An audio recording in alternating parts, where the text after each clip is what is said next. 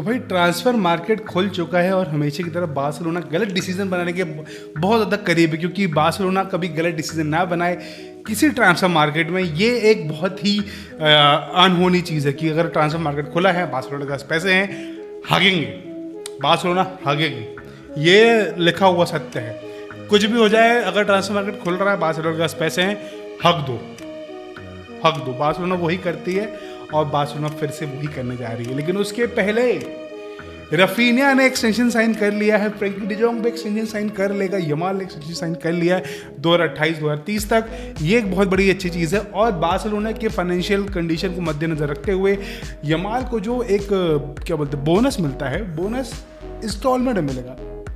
25 million उसको bonus मिलना था, जो कि हर साल 5-5 मिलियन करके उसको मिलेगा। मतलब गरीबी में आटा गीला। यमाल ही बोलता होगा साले क्या है यार, पैसा देना है नहीं देना है डिसाइड कर लो।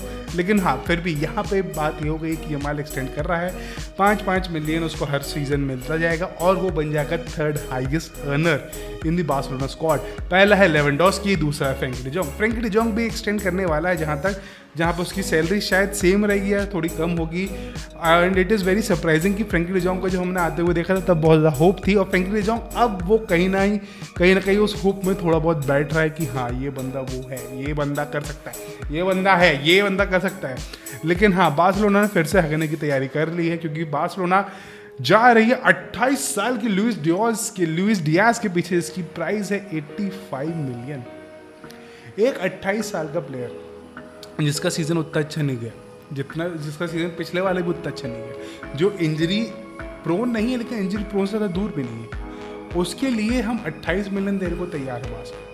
ये डेको बेवकूफ़ आदमी फिर से पाओ विक्टर ने क्या था यार उसका नाम, ब्राज़ील से हम किसको लेके आए थे, पाओ विटोर, शायद हम वही विटोर को जो लेके आए थे, हम फिर से वही गलती करने जा रहे हैं।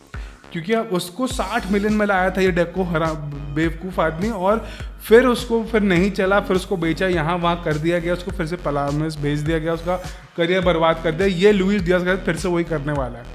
मेरे को लुइस डियाज से प्रॉब्लम नहीं है, वो बंदा अच्छा लिवरपूल के लिए अच्छा करता रहा है, लेकिन बार्सिलोना में वो नहीं बैठेगा। वो रीज़न क्या है, रीज़न मैं बताता हूँ। लुइस डियाज को जब भी तुम खेलते हुए देखोगे तुम्हें समझ में आ रहा है कि वो रन बनाता है, स्पेसेस क्रिएट करता है ताकि गेम आगे बढ़ सके, अटैकिंग अपॉर्चुनिटीज़ निकाल के देता है। और जब उसको अटैकिंग अपॉर्चुनिटीज़ में बॉल मिलती है, ये अभी तक उसके पॉजिटिव साइंस। अब नेगेटिव सुन लो। जब भी उसको अपॉर्चुनिटी मिलती है, वो आगे जाके पूरा गेम कोलैप्स कर देता है। अगर आगे डिफेंडर्स कम है, डिफेंडर्स ने भी फॉल बैक नहीं किया, तो काउंटर पड़ता है जब, तो काउंटर पे वो फर्स्ट अटेम्प्ट नहीं लेता, फर्स्ट अटेम्प्ट की जगह वो ड्रिबल करने लग जाता है, जिसके कारण पूरा मोमेंटम ब्रेक होता है। और जब आपके पास 3v2, 3v4, 3v6 ऐसा कुछ अपॉर्चुनिटी बनती है, तब भी वो अगर अब तो उसके पुराने गेम्स देखोगे तो समझ में आएगा कि वो एक मोमेंटम वेस्ट कर देता है। वो एक सेल्फी जैसा प्लेयर है कि वो खुद के लिए खेल रहा है। मेरे को जितना समझ में आता है लुइस डियाज को देख के, मैं गलत हो सकता हूँ, तुम कमेंट में बता देना अगर मैं गलत हूँ तो। लुइस डियाज थोड़ा सेल्फी प्लेयर है कि वो खुद के लिए खेल रहा है, वो बैच के लिए नहीं, वो क्लब के लिए नहीं, वो टीममेट्स के लिए नहीं, वो खुद के लिए खेल रहा है। उसके पास बॉल है तो वो ड्रिबल करता रहेगा, अपॉर्चुनिटी बनाने की कोशिश करता रहेगा। जब डिफेंडर्स आ गए हैं, जब पूरे रास्ते ब्लॉक हो गए हैं, तब वो बॉल पास कर देगा और पूरा गेम बर्बाद हो जाएगा। जब तक तुमको याद हो, मोहम्मद सलाह और माने जब खेलते थे, मोहम्मद सलाह भी यही करता था, माने बहुत गुस्सा होता था कि पास नहीं करता है, ये है वो है, जो भी एक अंडरस्टैंडिंग थी कि मोहम्मद सलाह को गोल चाहिए। Of course as a forward you need goals, you need assist. लेकिन जब आप अपने क्लब के लिए खेल रहे हो, जब आप एक लिवरपूल जैसे क्लब के लिए खेल रहे हो जिसने आपको इतना बड़ा प्लेटफॉर्म दिया, इतनी बड़ी अपॉर्चुनिटी दी, तब आप जब ऐसा करते हो, आपको इंजरी के बाद आप आते हो, कितने बार आप इंजर्ड रहे, कितनी बार आप पे क्लब ने ट्रस्ट किया, आपने आज तक उस क्लब को एक रिटर्न नहीं दिया है। जितना आपके ऊपर ट्रस्ट किया गया, जितने आप पे पैसे खर्च किए गए, उतना आप रिटर्न नहीं दे पाए हो लिवरपूल को आज तक। और एक और बात, अगर लिवरपूल विलिंगली किसी प्लेयर को जाने दे रही है तो it is not a good sign. आप डार्विन न्यूनेस को देखो, लिवरपूल जाने दे रही है डार्विन न्यूनेस को, अच्छा साइन नहीं कि डार्विन न्यूनेस का हमने देखा कि वो what he could have been and what he is, there is a major difference. और सेम जा रहा है लुइस डियाज का। लुइस डियाज को जाने दे रही है, लेकिन ये गड़बड़ है, ये रॉन्ग नंबर है। ये रॉन्ग नंबर है। लुइस डियाज को साइन नहीं करना चाहिए बार्सिलोना को। ट्रेंट को जाने नहीं दिया था, ट्रेंट ने चलाकी से हरामखोरी करके निकल गया है वो, बिना एक भी पैसा मिला लिवरपूल को, एक पैसा नहीं मिला, तो हरामखोरी कर। लेकिन लुइस एक 28 साल के आदमी के लिए तो आप 85 मिलियन देना, मेरे को ये बात समझ में नहीं आती। हाँ, अगर राफेल लियाओ के पीछे जाओगे जो कि 25 साल का है, उसका सीज़न अच्छा नहीं गया, 8 या 9 का जी है, उसका 15 या 20 मैच खेले, उस पर अगर आप 50 भी डालोगे तो समझ में आता। अब लुकमैन ने 50 डालो, समझ में आता है। आप नेवेस के पीछे डालो जो कि नेपोली का लेफ्ट विंगर है, ब्राज़ीलियन, उस पर 40 डालो, समझ में आता है। मैं ये चीज़ के फेवर में नहीं हूँ कि हम लेफ्ट विंगर के लिए 50 मिलियन से ज़्यादा खर्च करें, क्योंकि अभी तक हमने जितने भी लेफ्ट विंगर साइन किए हैं वो सब साले राइट विंगर बन गए। हमने फ्रंट ऑरेंज को लेफ्ट विंग पे खेलने के लिए साइन किया था, वो भी उसको राइट विंगर बन गया। हमने रफीनिया को साइन किया, रफीनिया भी राइट विंगर ही है। यमाल हमें लगा कि लेफ्ट विंगर खेलेगा, वो भी राइट विंगर है।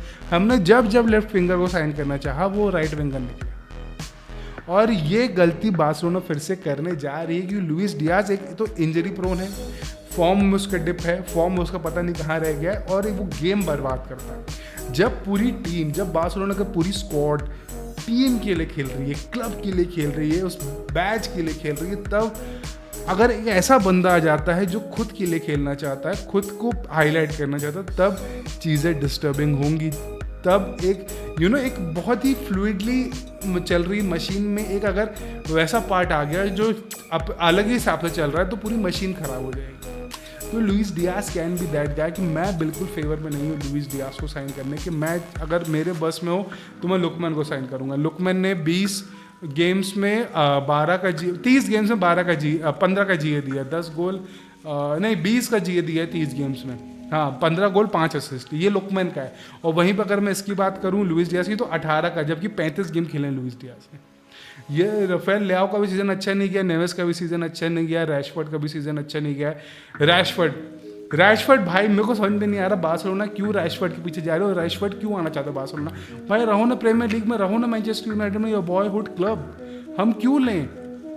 बार्सिलोना क्यों साइन करना चाहती है रैशफोर्ड और लुइस डियाज को, मेरी समझ के बाहर है। मतलब रैशफोर्ड अपने क्लब में अच्छा नहीं कर रहा है, दूसरे क्लब में जाके भी उतना वो कर सकता था। मतलब of course Aston villa could have beaten PSG, लेकिन could have still it's could have, ये हो सकता था, ये हो जाएगा, ये हो सकता है। इस चीज़ पे बार्सिलोना को अब नहीं रहना चाहिए। बार्सिलोना को चाहिए प्रॉपर लेफ्ट विंगर जो कि मार्केट में ज़्यादा अवेलेबल नहीं है। जेरेमी डोको के पीछे भी आप नहीं जाएंगे क्योंकि वो सस्ते मिल जाएगा, लेकिन ये सीज़न उसका अच्छा नहीं गया। लेकिन हाँ, he can be a good player. हम कोमन के पीछे भी जा सकते हैं, कोमन भी 28 साल का, लेकिन उसकी प्राइस कम है। कोमन एक पेसी है लेकिन इंजरी प्रोन है, लेकिन लुइस डियाज भी इंजरी प्रोन है। लुइस डियाज, मेरे ख्याल से अगर हम लुइस डियाज और रैशफोर्ड के पीछे जाते तो it would be a wastage of Barcelona resources this season.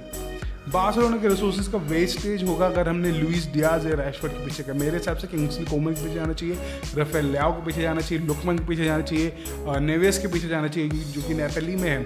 और बहुत सारे ज़्यादा नाम है नहीं इस लिस्ट में क्योंकि लेफ्ट विंगर ज़्यादा है नहीं अभी। विनी के पीछे हम जा नहीं सकते क्योंकि बहुत ज़्यादा महंगा पड़ेगा।